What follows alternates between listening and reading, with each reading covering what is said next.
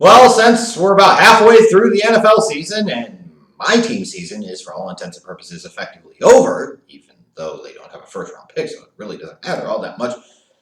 Nonetheless, in the grand scheme of things, it feels like it is the perfect time to begin to start looking ahead to the 2020 NFL Draft. So I am proud to present to you today, for your viewing pleasure and ultimate hatred, my first 2020 NFL mock draft. Yeehaw! Now you can check out all 32 picks of round one in the description box down below. So that way you can listen to me yap, or do what a lot of you do, is look at it and then just comment without hearing some of the additional context I may provide, as I'm going to provide now. First, I have only started kind of very preliminary watching and viewing of a lot of these players. So opinions on these players is by no way, shape, or form fully formed. It's going to evolve constantly over the next 5-6 months. So bear that in mind. Some of this, in part, is based off of hype and where other people are putting them right now as kind of an average, which we know, especially this early on in the process, a lot of people are just way, way wrong. Some of it a little bit is going off of my own opinion where I could see guys going as well, but bear with me here. There's going to be a ton of changes over the next 5 to 6 months. That said, I think early on it is obvious enough to be able to establish certain trends, and that is specifically with this draft, you're going to be looking at this wide receiver class is going to be special. Looks like lots of first-round caliber, stud, impact, difference-making type of talent in this class. You know, initially a little bit reminiscent of the 2014 all-time epic wide receiver draft class. I'm not sure that this class in 2020 is going to have quite the depth and variety of talent all throughout the draft that 2014 had. When you look at the first round, you're talking about 5, 6, maybe more guys could potentially go in round one.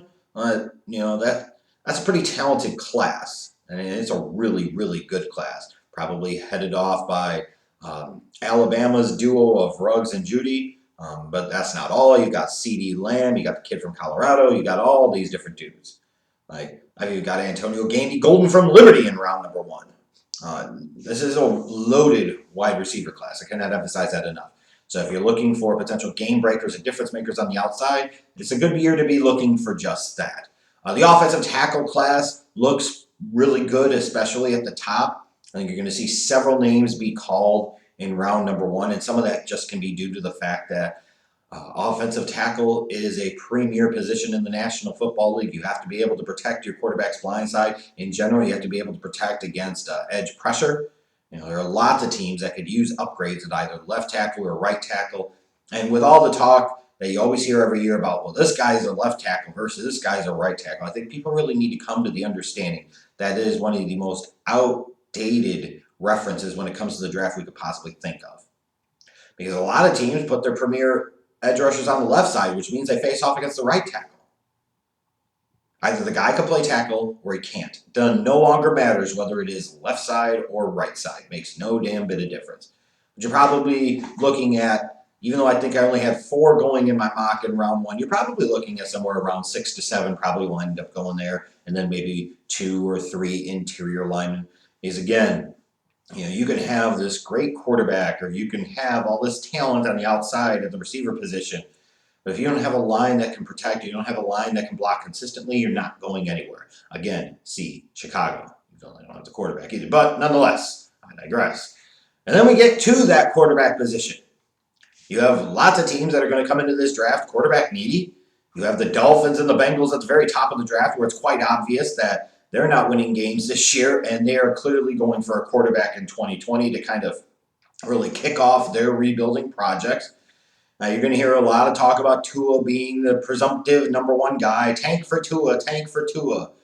And I understand that he's a talented kid, but there's just something about him right now that makes me really believe that he's not going to be the first quarterback taken when all is said and done.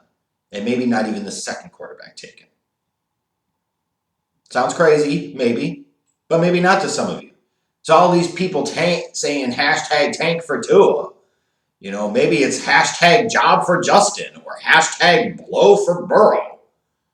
Because you can see one of these other guys end up getting taken ahead of him, especially with Tua. You've had a couple of injuries now, not anything of any extreme significance, but one of those things is always going to make you question, is it always going to be this little injury here, this little injury there? And then when you look at the fact that he plays on a team with so much talent on the offensive side of the ball, the receivers, his running game with Najee Harris, the offensive line, it's really hard to be bad in that situation. So how much of it is due to Tua and how much of it is due to all of the talent around him in the system that he plays in? And I think that is a very valid question. Now, in terms of who's going to be that fourth quarterback right now, I would think it feels like most people would agree that in some particular order, it's going to be Tua, it's going to be Justin Herbert from Oregon, and then it's going to be Joe Burrow from LSU, at least the way it stands right now. Who's that fourth quarterback going to be? Is it going to be Jacob Fromm? Is it going to, Jake Fromm? Is it going to be Jacob Eason? Is it going to be Jalen Hurts? Is it going to be somebody else that we're really not talking about yet? When all is said and done, I would fully expect that 4 to 5 of these quarterbacks will go in round number 1, and we're going to see a draft class similar to 2018, where those guys are going early and often. Because you have so many teams. You could talk again about Miami. You could talk about Cincinnati that obviously need quarterbacks. You could talk about other teams too, such as Tampa Bay. They're going to need a quarterback. The Chargers potentially could be looking at trying to begin that rebuild project with Phillip Rivers at the end of his career. You could talk about the Steelers wanting one, but hey, they don't have a first-round pick. You definitely could tell about the Bears wanting one, but hey, they don't have a first-round pick. So as far as this quarterback class goes, I would expect 4 to 5 guys, the way it looks right now, to be taken in round number 1, the order of which is still to me yet to be determined. In terms of the defensive side of the ball, I don't know this is a particularly great draft, whereas last year had all that great talent up front. I don't think you have that this year. You have a couple of notable guys, most notably Chase Young, maybe Derrick Brown from Auburn, but you're really lacking in terms of depth of talent in terms of defensive linemen and edge rushers. I think the corner class is a little bit better this year, and that will probably be reflected in the fact that you'll have more guys going round number 1.